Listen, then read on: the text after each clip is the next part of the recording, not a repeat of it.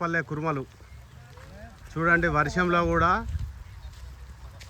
ఈ మరి గొర్రెలను కాసుకుంటూ అక్కడ ఏదో ఒక రైతుకు మరి పొలంలో మందబెట్టి వాళ్ళకు లగుబడి తెచ్చడానికి పంటలు పండడానికి మరి ఉపయోగపడతారు. ఇలా మరి వర్షం అనక ఎండనక ఈ రకంగా గోసలు పడుతున్నారు. వీళ్ళ హక్కుల గురించి వీళ్ళకు పింఛన్ అంటూ లేదు. గొర్రె చచ్చినా మనిషి చచ్చినా వీళ్ళకు ఇన్సూరెన్స్ లేదు. వీళ్ళని పట్టించుకునే నాతుడే లేదు.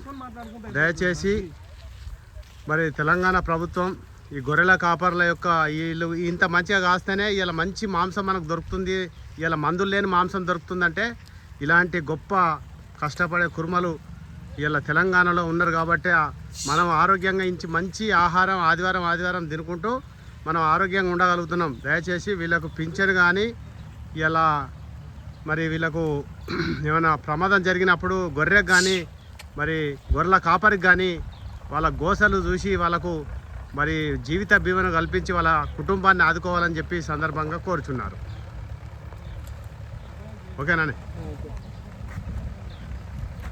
గొర్రెల కాపరిని గౌరవిద్దాం, వాళ్ళ గోసలను కూడా చూద్దాం, మరి వారిని గొర్రెల కాపరిని గౌరవిద్దామని చెప్పి సందర్భంగా తెలియజేస్తున్నాం.